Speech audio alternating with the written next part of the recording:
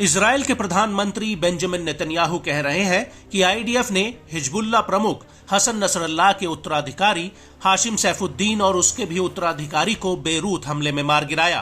Netanyahu का दावा है कि हिजबुल्लाह बेहद ही कमजोर पड़ गया है, लेकिन दक्षिणी लेबनान से जो तस्वीरें सामने आ रही हैं वो इस बात की गवाही देती हैं कि नसरल्लाह के मारे जाने के बावजूद हिजबुल्लाह के लड़ाके आईडीएफ के आगे हथियार डालने को तैयार नहीं है, बल्कि उल्टा अब वो दोगुनी ताकत के साथ इजरायली सेना के ऊपर हमले कर रहे हैं।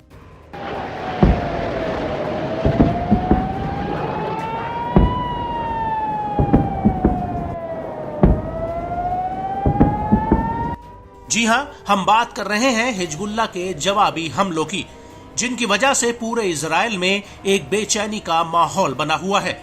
और इसी कड़ी में अब हिजबुल्लाह ने इजराइल के तटवर्तीय और आसपास के सेटलमेंट्स पर 30 मिनट के भीतर करीब 105 रॉकेट आर्टिलरी गोले दागे हैं। खुद इजरायली न्यूज एजेंसी चैनल 14 ने अपनी खबर में इस बात का उल्लेख किया है कि ये हमले हिजबुल्लाह के डिप्टी चीफ नईम शेख के भाषण के दौरान हुए।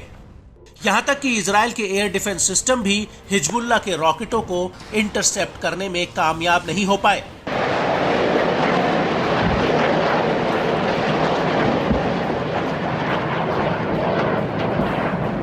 चैनल 14 के मुताबिक हिजबुल्लाह के कई रॉकेट इजराइल की कई इमारतों पर जा गिरे, जिससे भारी नुकसान हुआ है।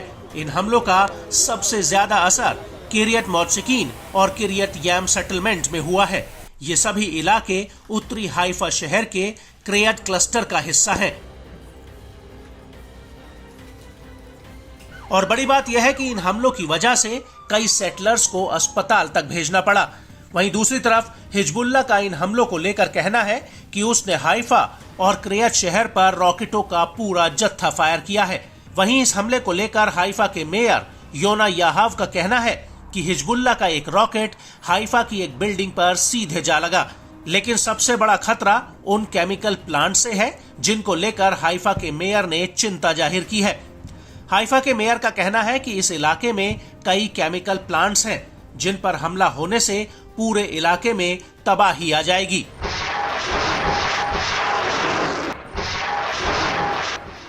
हाइफा के मेयर याहाव का आरोप है कि सरकार इलाके के लोगों को सुरक्षा देने में नाकामयाब रही है। और तो और जब उन्होंने सरकार से केमिकल प्लांट हटाने की गुजारिश की तो उसका भी उन्हें कोई जवाब नहीं मिला। हाइफा के मेयर के मुताबिक उन्हें इलाके के लोगों को सुरक्षित करने के लिए और ज्यादा पैसों की जरूरत है, लेकिन अधिकारी इस मुद्दे पर ध्यान नहीं दे रहे। आपको बता दें कि इजरायली सेना की कमांड ने किरियत अता, किरियत बिलीका, किरियत याम और किरियत मौत्सिकीन के लिए बेहद ही सख्त दिशा निर्देश जारी किए हैं। सेना ने सख्त हिदायत दी है कि इन इलाकों में किसी भी सूरत में स्कूल न खोले जाएं, क्योंकि हाल ही में हिजबुल्लाह के हमलों में इन स्कूलों पर सबसे ज्यादा खतरा बढ़ गया है। हिजबुल्लाह के हमलों से मासूम बच्चों को बचाया जा सके, इसलिए सरकार ने स्कूल बंद करने के आदेश जारी किए हैं।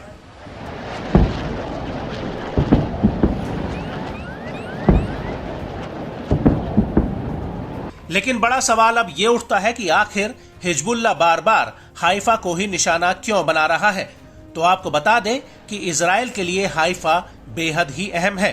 साल 1948 के युद्ध में हाइफा पूरी जंग की धुरी था और 22 अप्रैल 1948 में अरबों ने हाइफा को इजराइल के आगे सरेंडर कर दिया था। हाइफा इजराइल का प्रमुख बंदरगाह और औद्योगिक शहर है और इसका इजराइल की अर्थव्यवस्था में बेहद अहम योगदान भी है।